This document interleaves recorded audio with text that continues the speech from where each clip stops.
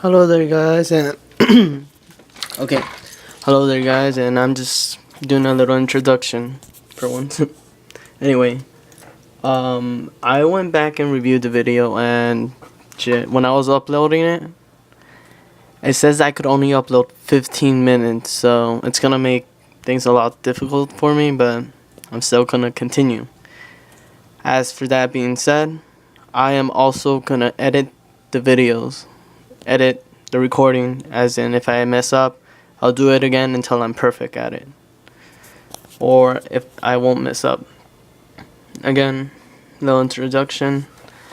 Later in the video, or about now, you'll hear what story it is, how much words it is. Well, no, it's just another random story like the video before this, and hope you guys enjoy.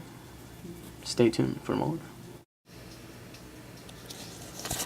Hello guys, and today's story is called Saying Goodbye. It is a story made by just another Brony, and apparently this one's a sad one, so hope you guys enjoy.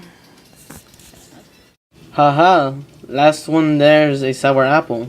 Applejack called back carefully as she raced through the orchard, slowing down occasionally to let the little filly catch up. Bloom picked up her pace, her wide, curious eyes mesmerized by the beautiful scenery all around, as the colorful autumn leaves of the apple trees fluttered down gently in the breeze.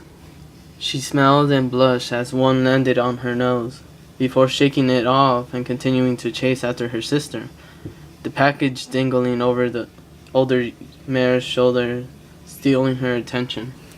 Applejack came to a countering stop at the edge of the tree line, and gazed out over the tree clearing below, pointing a hoof towards her home with a shining smile. Her younger sister trotted up beside her idol, looking up with adoring eyes, before her attention drifted into the mysteriously plain package once again. Applejack laughed. "You just can't wait, can you?" She shuffled her shoulders, allowing the package to fall to the ground before hoofing it over to her little sister. "Happy birthday, Apple Bloom." With a joyful squeal, Apple Bloom snatched the package away, her eyes wide and gleaming as she pulled out a long red scarf with an embroidered green apple on one end. Her face lifted up as she swung it around her neck and pulled it tight. "Thanks, sis. They're calling for an extra cold winter this year. I just want to make sure you're nice and warm," Applejack said softly, a little out of breath from their run. Apple Bloom reached up to wrap her hooves around her sister's neck. "Thanks for looking out for me, sis. You're the best."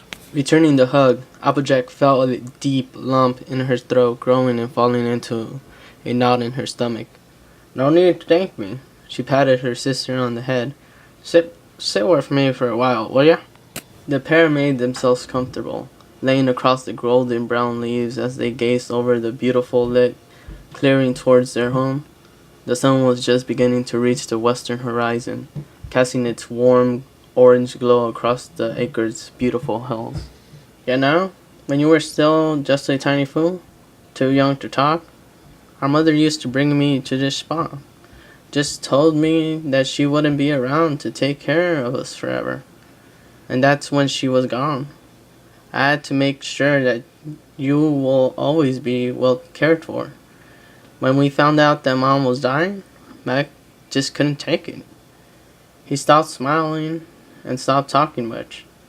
Mom knew he'd never be the same, but she knew I'll be able to make myself strong enough to keep you safe. She made me promise to raise you right, and to make sure you'll be happy as could be. So, I did. And I love you, Apple Bloom. I really do." Apple Bloom cried at the words, confusing and at the verge, sense of fear prickling in the back of her mind. She knew her mom had passed shortly after she was born, and that Applejack had always filled the role, but had never heard all the details of the situation. "I love you too, AJ." She nuzzled her face into her sister's warmth, cutting out the nip from the cool autumn breeze on her nose. I gotta tell you, I won't be around forever neither.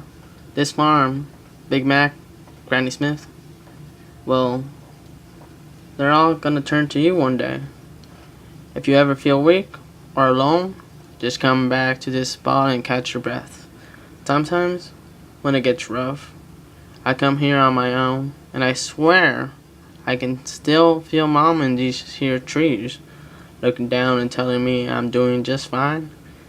Applejack placed a hoof on her chest, a few tears welling up. Apple Bloom winced and squeezed her sister tight.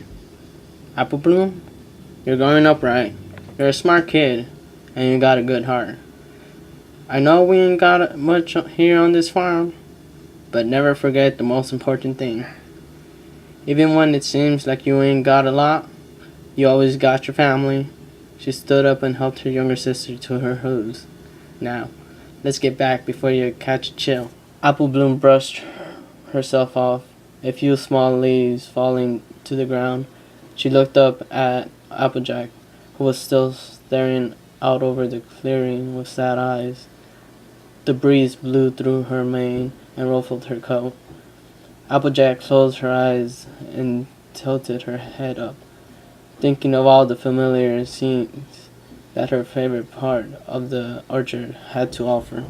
It's gonna be a hard winter, she smiled refusively down at Applejack, patting her gently on the head. I can feel her. Doing her best to ignore the grim words, Apple Bloom bumped her sister's chest with a hoof and smiled. Come on, wanna race home? The pair headed down into the clearing and centered back home, playfully chasing one another and tumbling through the colorful fallen leaves. Hey there guys, and well, that was actually pretty sweet. I'm enjoying the story and will continue to read it. Sadly, I wish it was more than 15 minutes. I know this isn't 15 minutes though. But I'm gonna continue doing part 2 right now. It's better to do it in small parts. And plus, I'll be able to. It's be faster and whatnot. I'm doing part 2 as we speak right now. And well, as I speak right now. And there's more to come later. Hope you guys enjoyed and catch you in the next video. Thanks for watching.